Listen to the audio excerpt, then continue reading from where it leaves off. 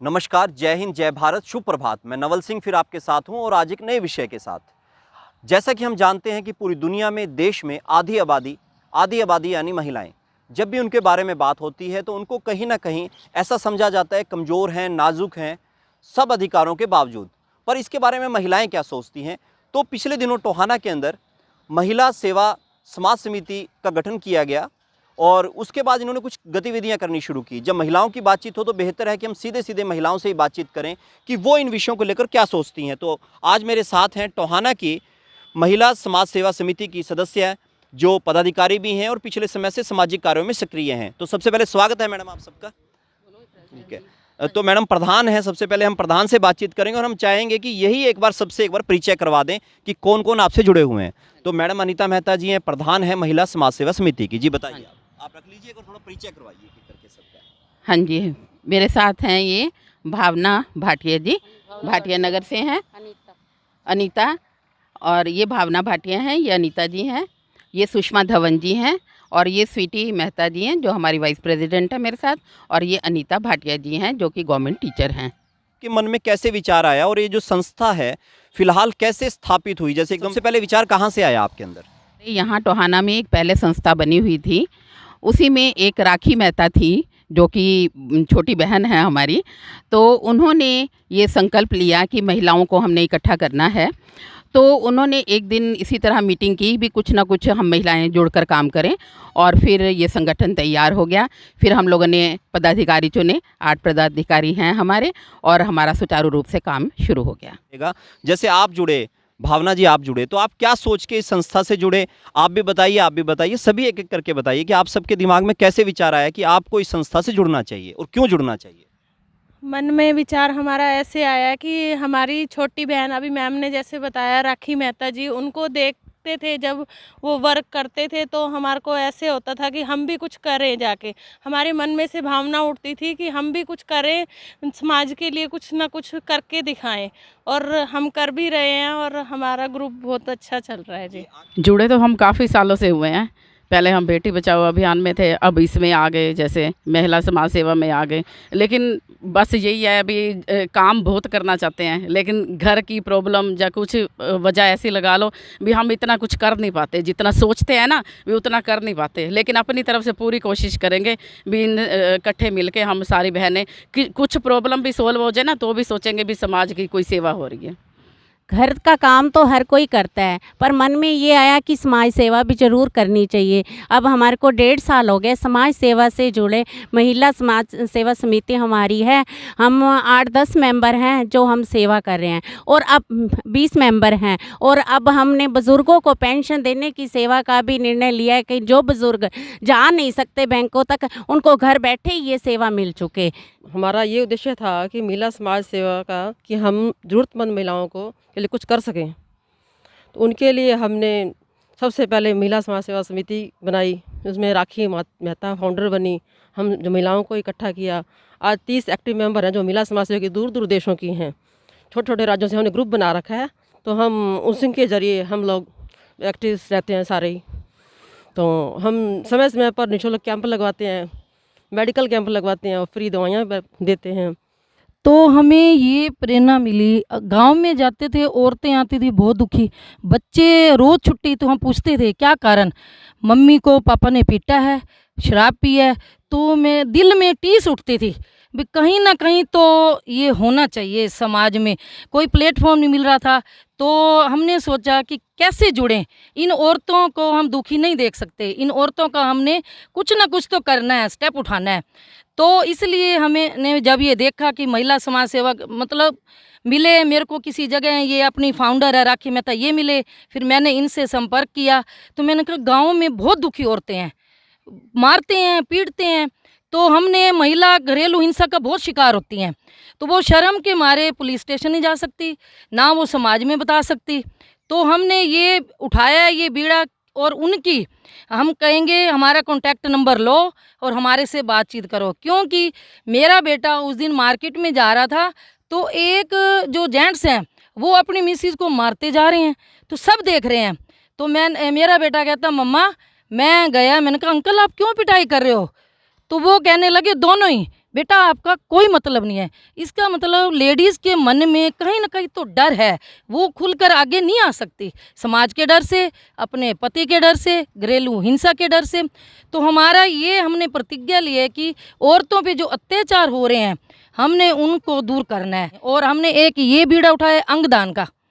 अंगदान जरूर हमने मतलब प्रेरित करना है। जब जीवित हम मौत के बाद तो हर कोई दान करता है, लेकिन जो इंसान जीवित है वो भी कर सकता है, हम कर सकते हैं। बहुत अच्छी बात बताई कि घरेलू हिंसा क्या है जो उसके शिकार आज के वक्त में हर घर के अंदर महिलाएं हैं, और जो महिलाएं यहाँ खड़ी हैं ये इस बारे में क्या सोचती हैं ये भी हम इनसे जानेंगे। पर उससे पहले मैं आपको सीधा जो प्रधान है अनीता मेहता, इनके पास ले चलता हूँ और इनसे मैं जानना चाहूँगा, आप संक्षिप्त में थोड़ा बताइए कि अब तक के कार्यकाल के अंदर महिला समाज सेवा समिति ने क्या क्या काम किए। ने ब्लड कैंप लगाए हैं और ब्लड कैंप के द्वारा हम लोगों ने लोगों को प्रेरित किया है कि रक्तदान से बड़ा दान कोई हो नहीं सकता।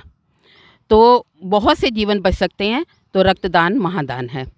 इसके साथ ही साथ हमने मेडिकल कैंप लगाए हैं। इसके बाद हम लोगों ने कुछ ज़रूरतमंद गरीब महिलाओं का विवाह भी किया और उनके पास कुछ भी नहीं था। हमें जैसे पता चला कि विवाह होना है कन्याओं का, तो हमने वहाँ पर जाकर सभी सदस्यों ने अपने अपने सामर्थ्य के अनुसार धन वस्तुएं तो दी, साथ में खड़े होकर फेरे तक भी लगवाए। उसके बाद हम लोगों ने जो थैलीसीमिया से पीड़ित बच्चे हैं उन लोगों से हम लोगों ने ये वायदा किया कि आप लोगों को प्राइवेट स्कूल में शिक्षा दी जाएगी फ्री में। ये थैलीसीमिया का कैंप रामनगर राम मंदिर में लगा था, तो वहाँ पर हमने ये अनाउंस किया था भी कोई भी बच्चा अगर थैलीसीमिया से पीड़ित है तो उसको हम लोग निःशुल्क शिक्षा देंगे।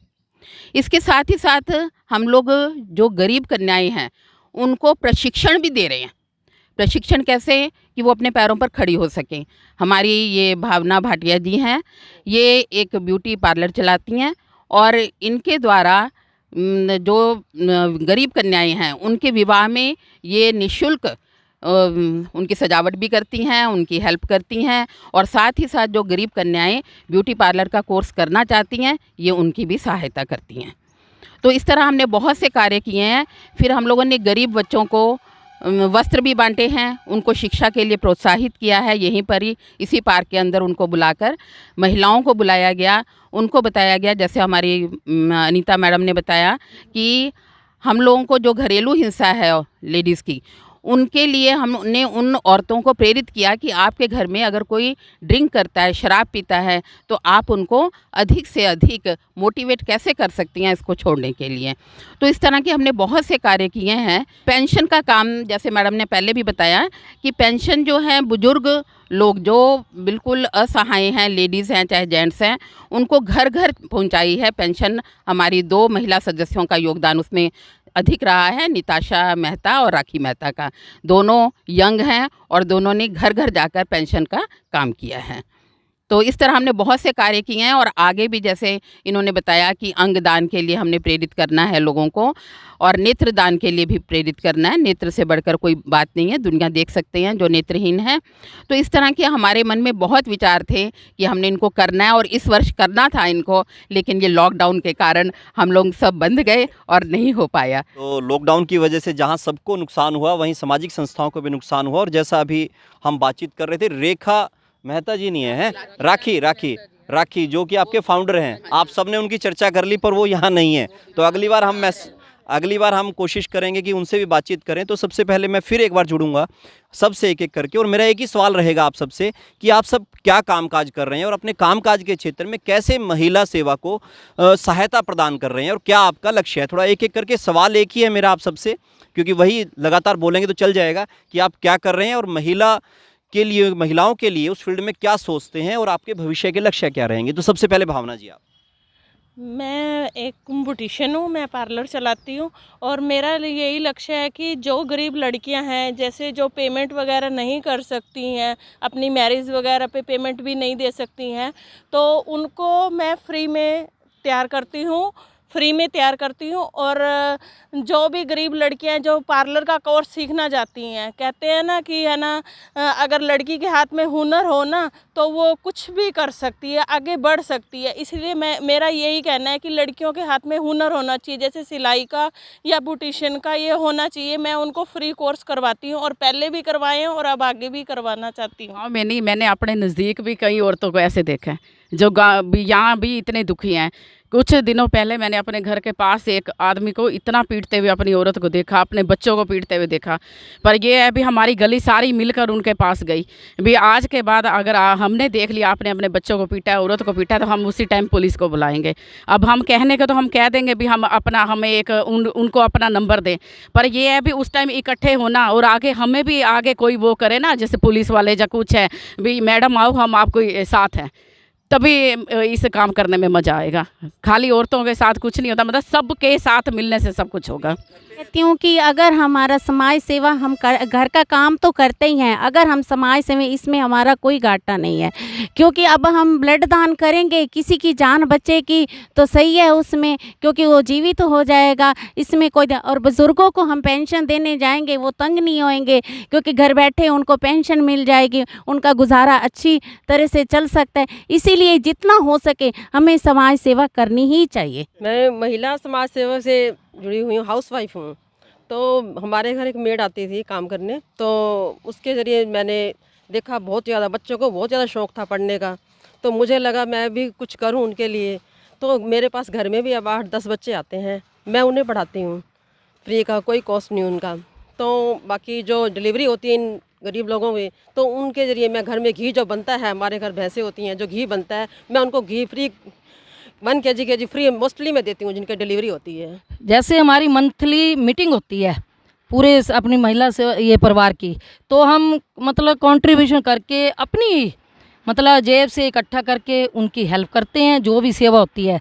और जो ये जितनी भी हम इकट्ठे होंगे लेडीज़, तो इनके हम एक संगठन बना के इनकी जिम्मेवारियाँ सौंपेंगे भी टोहाना में भाई अलग अलग एरिए में कौन सी लेडीज़ दुखी है, सब इकट्ठे तो नहीं जा सकते हम, फिर एक एक के लगाएंगे आपके आस पड़ोस कौन है, फिर हम प्रशासन की मदद लेंगे, प्रशासन की भी मदद ज़रूरी है, उनके बगैर तो हम कर नहीं सकते।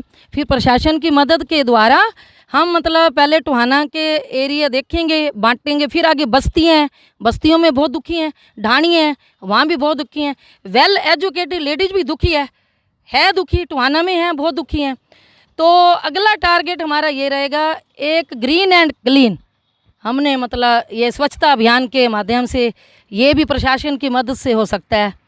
करेंगे तो मन में तो बहुत हमारे चाव हैं, लेकिन थोड़ी प्रशासन की मदद मिले तो हम वो मतलब हमारे प्रेसिडेंट जी खड़े हैं, ये तो वैसे हमारे सब कुछ हैं, तो इनकी मदद से हम कर सकेंगे ये काम। और हमारी जो ये महिला समाज सेवा के जो ये 1.5 साल हुआ इसकी स्थापना को, 16 जनवरी 2019, और 3.5 साल हो गए काम करते हुए, और 6 नवंबर को कार्यकारिणी का गठन हुआ था। तो अब और भी हमारा ये दिल है, हम स्टेप और जितना हो सके महिलाओं को इस मुहिम में जोड़ेंगे, जागरूक करेंगे, अंगदान में भी जागरूक करेंगे। क्यों जी शुक्रिया। तो बहुत अच्छी बातचीत जो है कि करके रही, और महिला समाज सेवा जो समिति है उसका टारगेट बिल्कुल फिक्स है कि वो समाज सेवा के लिए भी काम करना चाहती हैं, पर उनका जो मुख्य टारगेट है वो महिलाओं के लिए भी काम करना है। और जो एक बातचीत यहाँ से निकल कर सामने आ रही है कि महिला का शिक्षित होना इस बात की गारंटी नहीं है कि उसका शोषण समाप्त हो गया, उसका शोषण घर से बाहर और घर के भीतर रहता ही रहता है। अभी मैं अंतिम दौर में हूँ, तो मैं सीधे सीधे प्रधान जी से जुड़ूंगा, अनीता जी से जुड़ूंगा, और मैं चाहूँगा कि वो इसके बारे में बताएं अगर कुछ रह गया हो। तो महिलाओं पर जो अत्याचार होते हैं वो बहुत भयानक हैं और उसकी हम लोग निंदा करते हैं। तो जो भी स्त्री है, जो नारी है, मैं ये चाहती हूँ कि हर स्कूल में इस तरह के कोर्सेज़ हों जिससे कि लड़कियों के अंदर इस तरह की बात आए कि वो सक्षम हो जाएं अपने शारीरिक रूप से भी। अगर समाज के अंदर कोई किसी को तंग करता है तो वो इस बात से अनभिज्ञ ना रहे कि वो क्या कर सकती है, क्योंकि समाज जो है हमारा वो एक होना चाहिए। जब स्त्रियां या एक लड़की को कोई समाज का व्यक्ति छेड़ता है तो उस समय हर लड़की का जो पिता है, भाई है, उस लड़की के पास नहीं हो सकता। तो मैं समाज से ये विनम्र निवेदन करूंगी कि जब भी आप सड़क पर जा रहे हैं और देख रहे हैं कि अगर ऐसी कोई घटना हो रही है तो आप उस लड़की का भाई या बाप बनकर खड़े हो जाएं और उनकी की पूरी मरम्मत कर दें, जो इस तरह के जो समाज के अंदर बेकार लोग हैं और इस तरह की छेड़खानी करते हैं।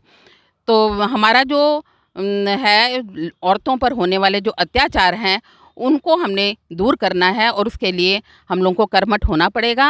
और मैं ये चाहती हूँ, निवेदन करती हूँ कि समाज में अधिक से अधिक लेडीज़ हमारे साथ जुड़ें और हम लोग बहुत अच्छा काम कर रहे हैं। आप भी जुड़िए और समाज सेवा में अग्रसर होइए।